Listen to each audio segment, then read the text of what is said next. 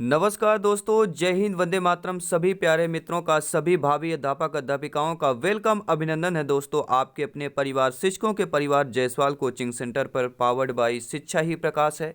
दोस्तों, बात करेंगे बाल विकास शिक्षा शास्त्र सीडीपी पेडागोजी के प्रैक्टिस सेट नंबर 6 की बात करेंगे। टोटल दोस्तों हम जो बात कर रहे हैं 1000 प्लस एमसीक्यू जहाँ पे कंप्लीट करेंगे। आपके बाल विकास शिक्षा, मनोविज्ञान, फिजिकोलॉजी, बाल विकास पेडागोजी आल कॉम्बिनेशन क्लास है, क्योंकि तैयारी दोस्तों 30 ऑफ 30 की चल रही है, क्योंकि सिलेक्शन यहाँ पर शरोपरी है। तो चलिए दोस्तों 30 महत्वपूर्ण क्वेश्चन की बात करेंगे, जैसे आपके एग्जाम में पूछे जाते हैं। तो आइए दोस्तों इस प्रैक्टिस सेट को शुरू करते हैं। और आपने दोस्तों अगर अपने परिवार आवर फैमिली शिक्षकों के परिवार को सब्सक्राइब नहीं किया तो सब्सक्राइब जरूर कर लें, यह आपका अपना परिवार है। अब देखते हैं दोस्तों, कल जो हमने मॉक क्वेश्चन किया था, बहुत सारे प्यारे मित्र यहाँ पे कमेंट किए थे। जायसवाल सर, आप सभी का तहे दिल से स्वागत करते हैं, नमन करते हैं, धन्यवाद करते हैं, थैंक करते हैं दोस्तों। अब इस प्रश्न को देखते हैं कि निम्नलिखित में से कौन सी एक महत्वपूर्ण गतिविधि जो है बच्चों को सीखने के लिए सक्षम बनाती है। संवाद, पुरस्कार, व्याख्यान, निर्देशन। तो बच्चों के संबंध में प्रश्न है, तो ऐसी गतिविधि जो बच्चों के सीखने के लिए सक्षम बनाती है वह दोस्तों संवाद कहला जाएगी। संवाद गतिविधि क्या करती है? बच्चों के सीखने के लिए एक सक्षम बनाती है। तो पहला ऑप्शन सही था। जिन्होंने कल की क्लास में पहला ऑप्शन दिया है, बहुत बहुत धन्यवाद। और अगर जितने मेरे प्यारे भाई पहली बार विजिट कर रहे हैं, इस वीडियो को अंत तक देखें, 30 क्वेश्चन अटेंड करें। इसके बाद आपको मनोविज्ञान फिजिकोलॉजी का प्लेलिस्ट मिलेगा, वहाँ पे जाइए, वहाँ पे आप सारी क्लासेस फ्री में देख सकते हैं।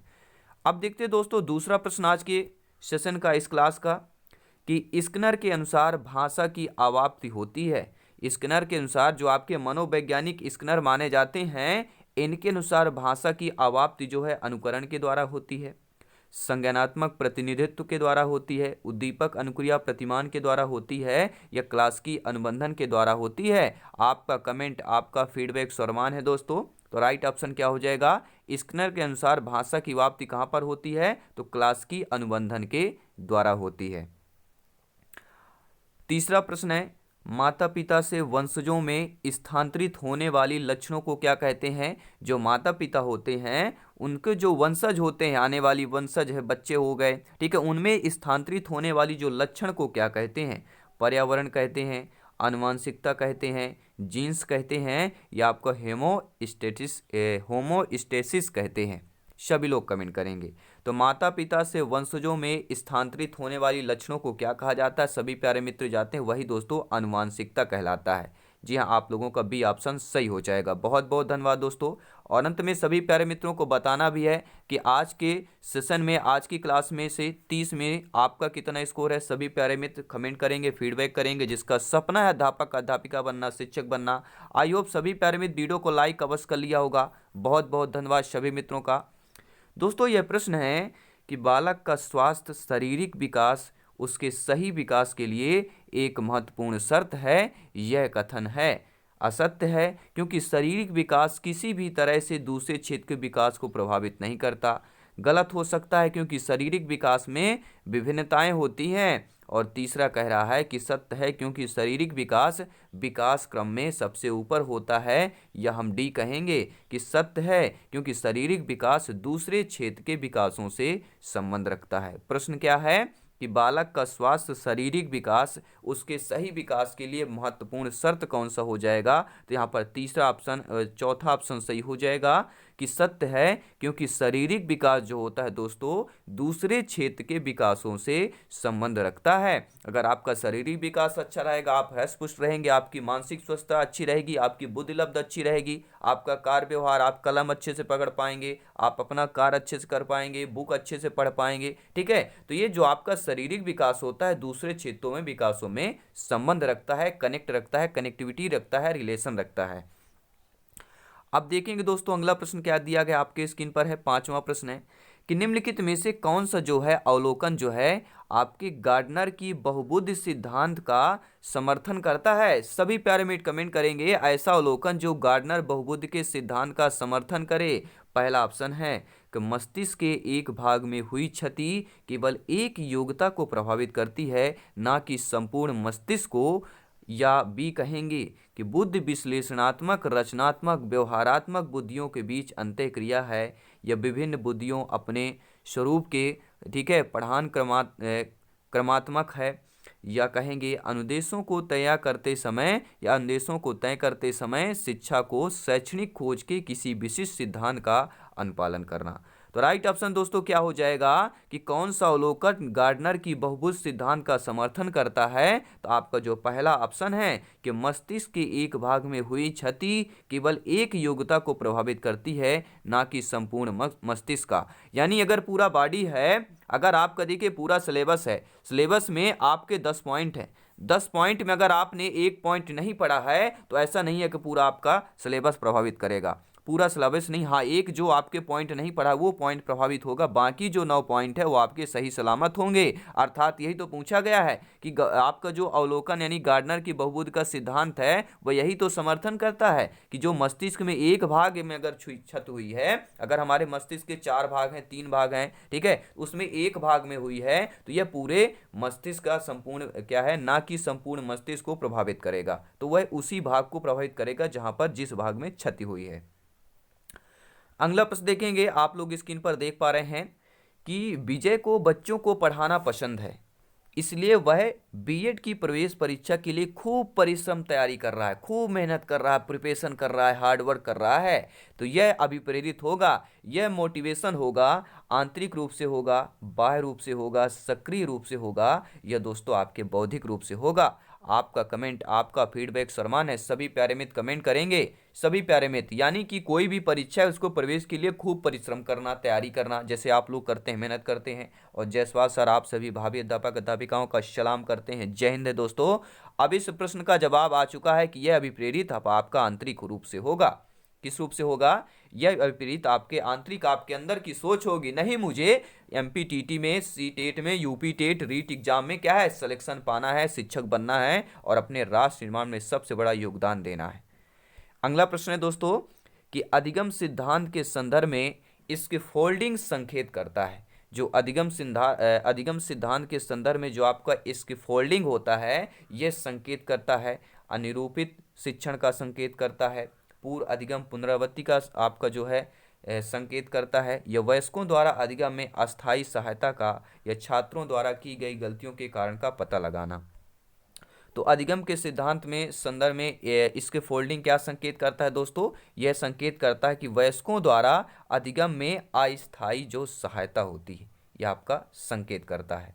अगला प्रश्न है प्यारे मित्रों कि मूल्यांकन का मुख्य उद्देश्य होना चाहिए। जो मूल्यांकन होता है उसका मुख्य उद्देश्य होना चाहिए। आप सभी लोग भावी अध्यापक अध्यापिकाएं, आपका कमेंट सर्वमान है। मूल्यांकन का उद्देश्य शिक्षार्थियों की त्रुटियां निकालना, शिक्षार्थियों की उपलब्धियां मापना, यह निर्णय करना कि क्या एक शिक्षार्थी को अगली कक्षा में प्रोन्नति करना है या अधिगम की कमियों का पता लगाना और उन्हें दूर करना। तो आप एक शिक्षक होने के नाते मूल्यांकन आपका उद्देश्य क्या होगा? सभी प्यारे मित्र कमेंट करेंगे। आपका जो उद्देश्य, राइट उद्देश्य होना चाहिए कि अधिगम की कमियों का पता लगाना और उन्हें क्या है, दूर करना।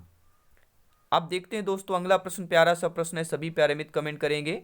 9 नंबर क्वेश्चन आइए देख लेते हैं, आपकी स्क्रीन पर है कि सतत और व्यापक मूल्यांकन के लिए सबसे उपयुक्त तार्किक आधार क्या होगा। ये चीज आपको याद रखना है कि सतत और व्यापक मूल्यांकन, ये चीज नोट कर लिया आपने, समझ लिया, आपका आंसर आ गया।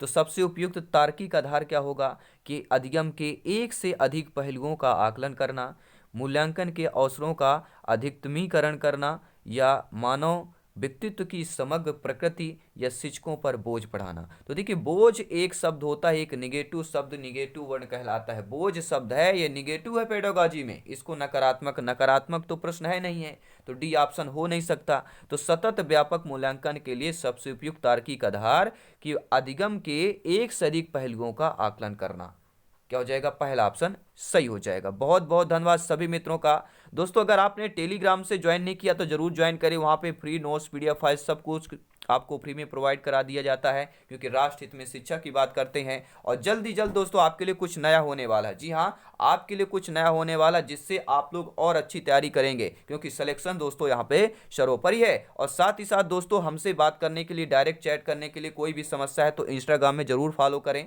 लिंक भी मिल जाएगी, या आप सर्च कर सकते हैं जायसवाल सर या जायसवाल कोचिंग सेंटर। ठीक है, आपका अपना परिवार है, वहाँ पे जो भी प्रॉब्लम हो आप डिस्कस हमसे कर सकते हैं।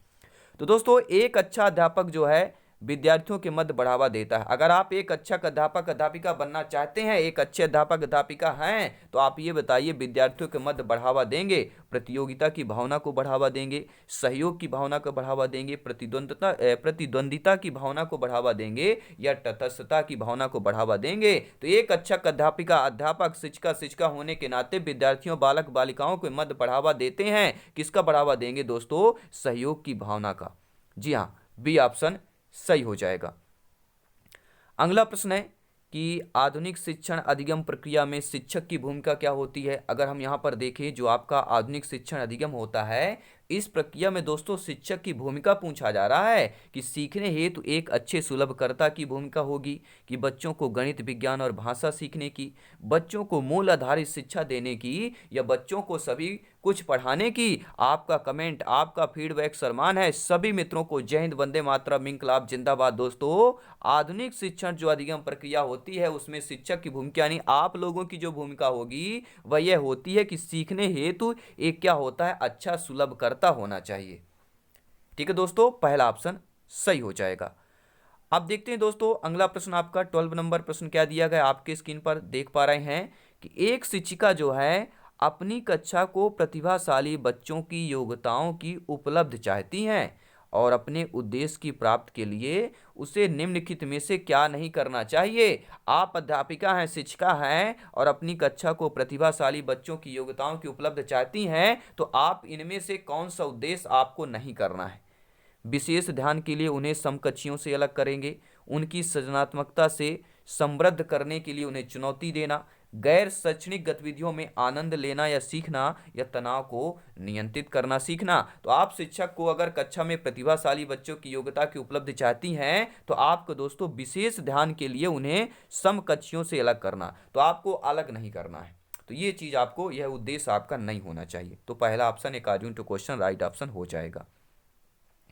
अब देखते हैं दोस्तों आपका 13 नंबर क्वेश्चन है, आपकी स्क्रीन पर है। सभी प्यारे मित्र वीडियो लाइक शेयर करते रहें। आपका अपना परिवार है, शिक्षकों का परिवार है दोस्तों। आइए देखते हैं दोस्तों अगला प्रश्न दिया गया है कि मानव व्यक्ति परिणाम होता है। मानव व्यक्ति परिणाम होता है, क्या होता है?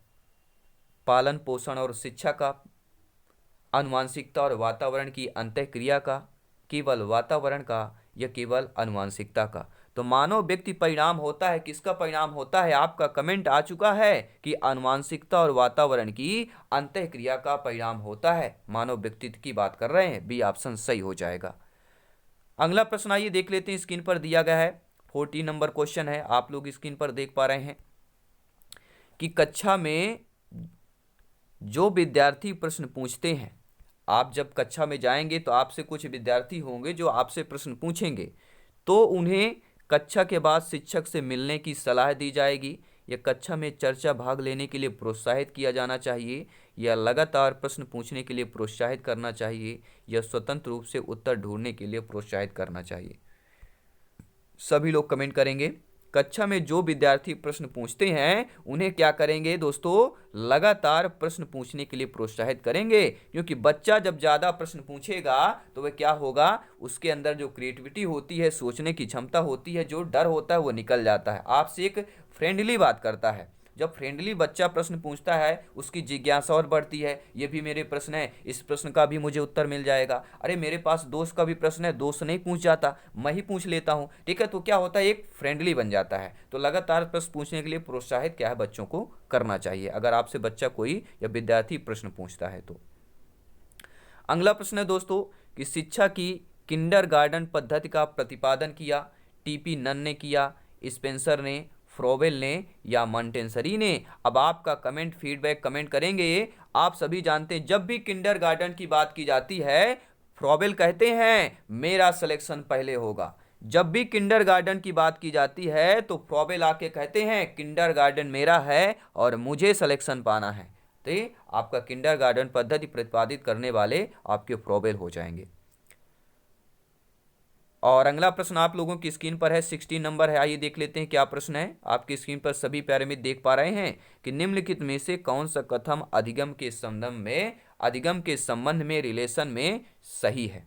सही कथन बताना है कि बच्चों द्वारा की गई त्रुटियों से संकेत मिलता है कि किसी प्रकार का अधिगम नहीं हुआ है और अधिगम ऐसे वातावरण में प्रभावी होता है जो शिक्षार्थियों के लिए भावात्मक रूप से सकारात्मक और संतोषजनक है, या कह सकते हैं कि अधिगम के स्तर पर अधिगम भावात्मक कारकों से प्रभावित नहीं होता है, या अधिगम मूल रूप से मानसिक गतिविधि है।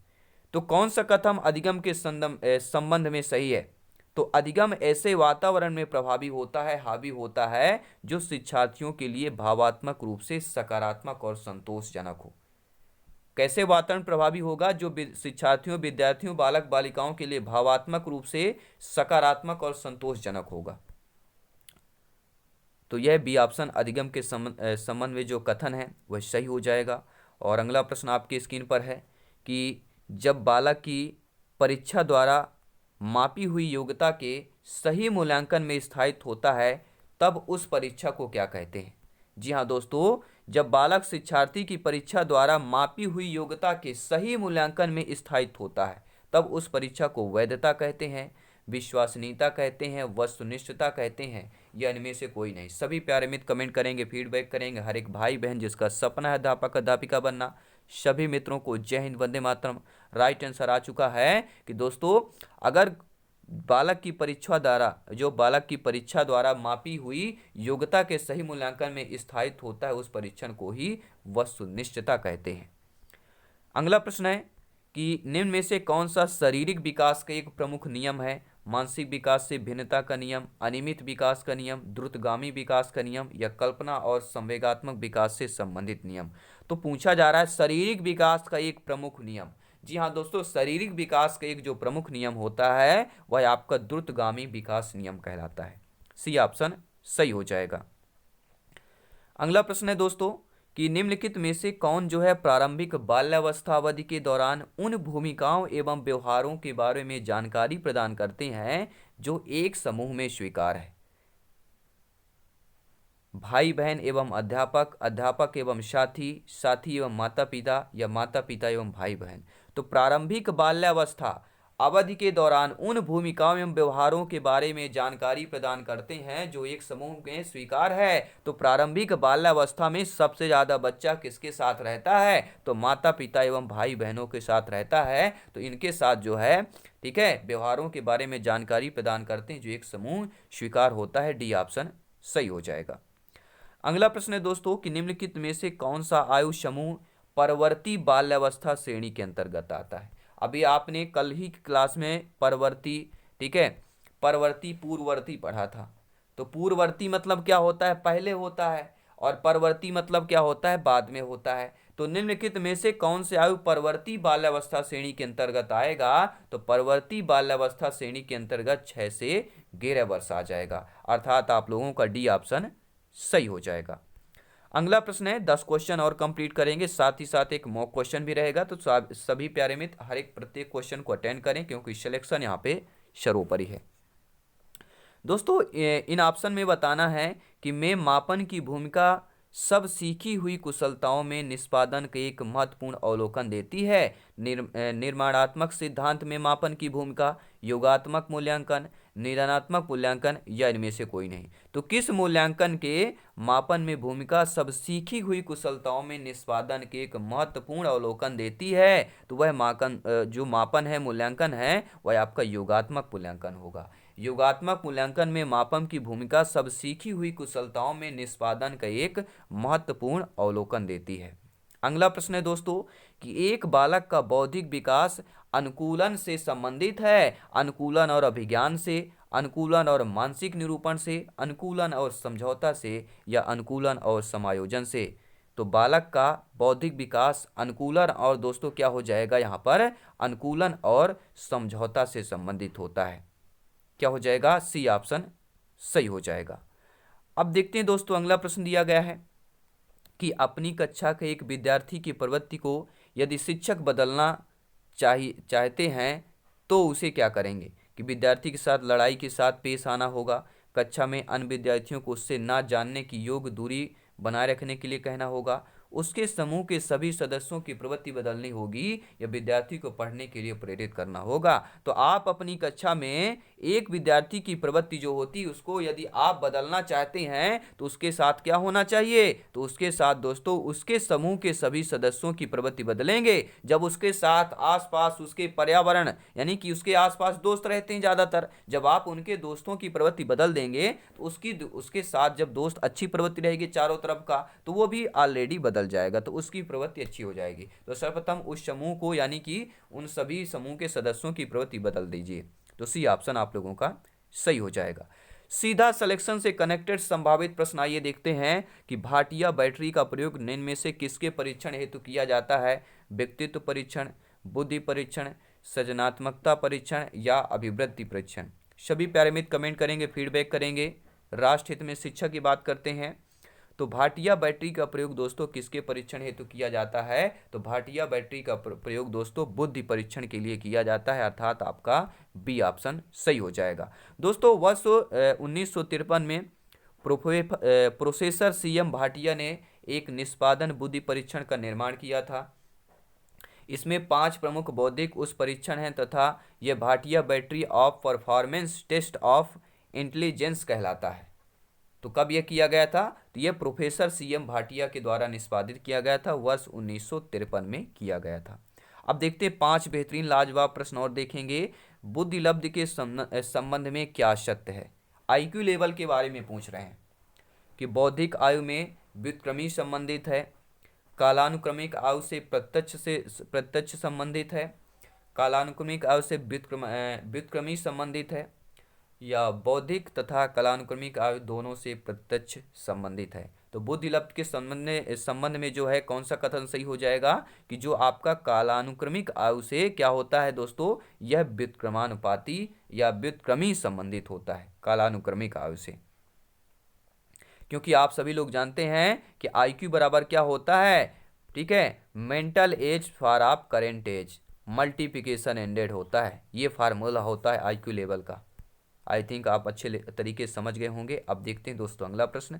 बुद्धि का तरल मोजेक मॉडल किसने दिया था। सभी लोग कमेंट करेंगे। सीधा सिलेक्शन वाला प्रश्न है, संभावित प्रश्न है कि बुद्धि का तरल मोजेक मॉडल किसने दिया था। तो जब भी तरल मोजेक मॉडल की पूछा जाए बुद्धि में, आपके कैटल हो जाएंगे, गिलफोर्ड हो जाएंगे, थर्स्टन हो जाएंगे, स्पीयरमैन हो जाएंगे। तो मोजे कैसे पहनना चाहिए, नहीं पहनना चाहिए, कैटल की बात करेंगे, ठीक है। अगर मोजे के आपने कैटल पढ़ रहे हैं या आप कहते हैं कोई एक मोजेक मॉडल देना, तो मोजेल मॉडल में क्या आपको क्या है,